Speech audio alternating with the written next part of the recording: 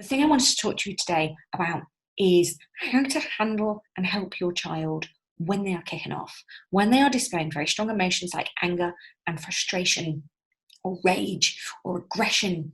What they really need from you in that moment is to feel safe, because underneath anger is always pain, shame, vulnerability, a wound in some way. And anger is there as a defense mechanism. Anger kicks in automatically to protect a vulnerability underneath. Because what anger does is it makes us feel powerful, it makes us feel strong, and it makes us feel safe. And more importantly, it makes us feel justified in our behavior. Now, I invite you to cast yourselves back to any time that you might have angry or been resentful or how you feel like totally justified in behaving completely outlandishly. And it is no different for our children. Now, the problem is when our children are kicking off, one of the most common things I see is that it triggers the parent, because, of course, we also have unhealed wounds and unhealed situations. So it does take a conscious intention and an awareness of that this is what's going on. So I'm really hoping this video helps you. But the biggest thing that you can do is to provide a container of love and choose to switch or nullify that behavior with love. Because ultimately everything is energy, people. Everything. Matter is predominantly energy. Thoughts, feelings are energy. How we are as people, we're predominantly energetic beings. And therefore we can consciously choose to transform energy from fear to love, which is what majority of my work with LaLa Tigers is about. It's coming from a place of fear and changing it to a place of love in all areas of our lives, and using music to do so.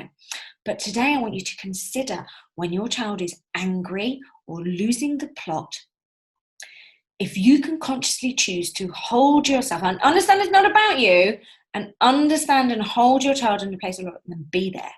Okay, this is quite difficult sometimes when your child is like, I hate you, go away, blah, blah, blah, blah, blah. By having your own boundary about that it's not about you, and understanding it's really about their thoughts and feelings and what's going on underneath their behavior, to be able to just acknowledge and validate your child's feelings. All feelings are valid, all of them. And be aiming to hold them in that space. And by saying, I can see that you're feeling this. I can totally understand that you are really angry. Wow, you are really angry about this. I can see that you were really upset because you wanted to do this. Whatever it is, validate the feeling and stay there and go, but I'm here for you and I love you and I want to help you with this. You might have to go away and come back. Do you know? Sometimes just going, do you know what? I'm going to go away for a moment, but I still love you. And I'm going to come back in a moment to check on you. And I still love you. And come back and do that. Ultimately, if you continue to hold that space and become the vessel for your child's feelings, you will see the anger will crumble. And if you are consistent and persistent with the love, there will be tears. Now, this is the desired outcome. Now, I know it sounds mental that you want your child to cry, but what you ultimately want to get to is, do you want to get to the vulnerability or the wound underneath the mask of anger that's just trying to protect it?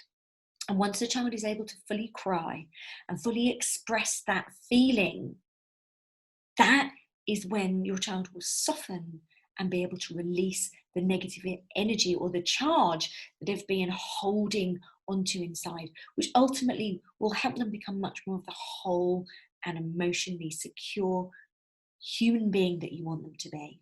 You know, it's why it's why there is so many angry toddlers trapped in adult human bodies, because people have been told, particularly boys, unfortunately, not to express emotion, not to feel emotion. And because of that, they have to construct a false self or ego, and anger comes in as part of that construct and that structure that they make, which is not really what you want. You don't want a false self.